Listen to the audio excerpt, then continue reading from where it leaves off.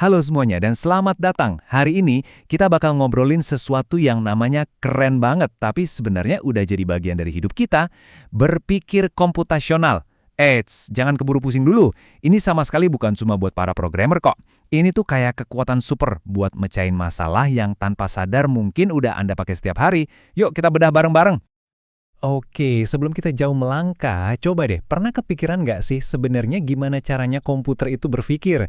Gimana ceritanya sebuah mesin bisa ngejalanin game yang rumit banget, ngolah data jutaan dalam sekejap, atau bahkan nyetirin mobil? Nah, pertanyaan ini nih yang jadi gerbang kita buat ngebahas semuanya. Dan ini dia jawabannya. Ternyata ini bukan soal komputer yang mendadak jadi pintar sendiri. Justru sebaliknya, ini soal kita, manusia, yang sebenarnya membedah cara kita berpikir yang paling logis, terus kita ajarkan langkah-langkahnya ke mesin.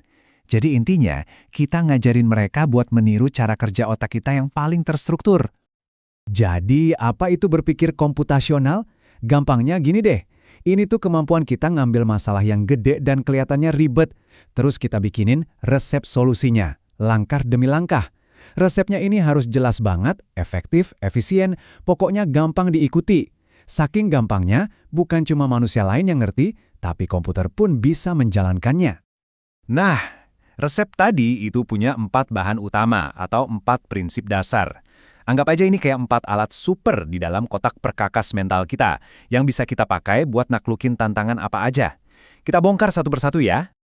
Alat pertama namanya dekomposisi. Simpelnya ini tuh seni ngambil satu masalah raksasa yang bikin pusing, terus kita potong-potong jadi tugas-tugas kecil yang jauh lebih gampang dikerjain.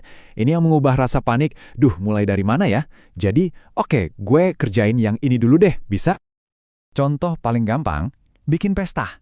Dengar kata bikin pesta aja udah kebayang ribetnya kan? Tapi coba deh kita pecah jadi langkah-langkah kayak di layar ini. Pilih tempat, undang teman, siapin makanan, tentuin permainan. Tiba-tiba, semuanya jadi lebih jelas dan gak seseram itu lagi.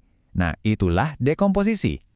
Alat kedua adalah pengenalan pola. Nah, setelah masalahnya kita potong-potong jadi kecil, sekarang kita jadi detektif.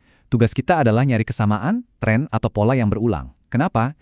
Soalnya kalau kita nemu polanya, kita bisa bikin semacam jalan pintas buat nyelesain masalah yang mirip-mirip di kemudian hari. Jadi lebih cepat. Dan sadar nggak sadar, kita tuh lakuin ini tiap hari loh. Waktu lihat deretan angka 2, 4, 6, 8, otak kita otomatis langsung nebak 10.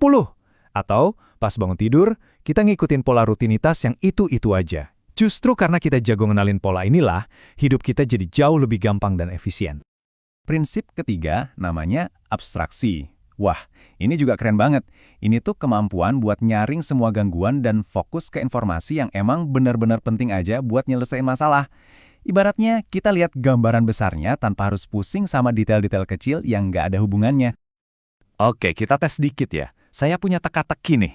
Aku adalah alat untuk menulis, biasanya panjang dan runcing, sering dipakai di sekolah. Aku apa? Nah, saat ini otak Anda lagi bekerja. Otomatis menyaring kata-kata kunci, alat tulis, panjang, runcing, sekolah. Yap, bener banget pensil. Anda kan nggak perlu tahu pensilnya warna apa, mereknya apa, atau kayunya dari pohon apa kan? Otak kita secara otomatis melakukan abstraksi, membuang semua detail yang nggak relevan, dan cuma fokus ke informasi kunci buat nemuin jawaban. Keren kan cara kerja otak kita? Dan yang terakhir, alat keempat, berpikir algoritmik. Setelah masalahnya dipecah, polanya ketemu, dan detail nggak pentingnya dibuang, sekarang waktunya bikin rencana aksi. Nah, algoritma ini, ya itu tadi resepnya. Serangkaian instruksi yang urut dan super jelas buat menyelesaikan sebuah tugas. Lihat aja resep bikin teh ini. Ini adalah contoh algoritma yang sempurna. Tiap langkahnya harus berurutan. Nggak bisa dong kita nuang teh ke cangkir dulu baru airnya direbus. Nah, urutan yang logis dan nggak bisa dibolak-balik inilah inti dari berpikir algoritmik. Oke, jadi kita udah punya 4 alat berpikir yang luar biasa ini. Terus, apa hubungannya sama dunia komputer dan coding? Nah, disinilah bagian serunya. Keempat prinsip ini ternyata adalah fondasi atau dasar dari cara semua program komputer di dunia ini bekerja. Coba kita lihat, seorang programmer itu pakai dekomposisi buat mecah aplikasi gede jadi bagian-bagian kecil. Terus mereka pakai pengenalan pola dengan bikin loop supaya nggak nulis kode yang sama berkali-kali. Abstraksi? Itu waktu mereka pakai kode siap pakai atau fungsi tanpa harus pusing gimana cara kerjanya. Dan tentunya, seluruh proses nulis kode secara urut itu adalah berpikir algoritmik murni. Dan yang paling asiknya lagi, buat ngelatih semua ini kita nggak harus selalu di depan komputer loh. Betul, ada cara belajar plugged yang pakai aplikasi keren kayak Scratch, tapi ada juga cara unplugged yang ngajarin konsep yang sama lewat permainan kartu, teka-teki, atau aktivitas fisik.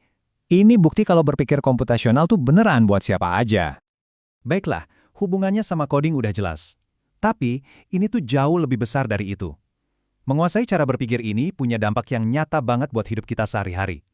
Jadi pertanyaan paling pentingnya, apa untungnya buat Anda? Nah, ini dia kekuatan super kita yang sesungguhnya. Kalau kita terbiasa berpikir seperti ini, kita jadi lebih pede buat mecahin masalah rumit, bisa bikin keputusan yang lebih cerdas dan logis, dan pastinya jadi jauh lebih efisien. Ini ibaratnya kayak olahraga buat otak, biar makin jago berpikir secara terstruktur, sebuah skill yang harganya tak ternilai di zaman apapun. Jadi, sebagai penutup, saya mau kasih tantangan kecil. Coba deh, pikirkan satu aja masalah, entah di kerjaan atau di rumah, yang lagi Anda hadapi sekarang. Gimana ya caranya Anda bisa pakai dekomposisi buat mecah masalah itu jadi langkah-langkah kecil yang bisa langsung dikerjakan? Coba mulai dari situ. Terima kasih sudah menyimak.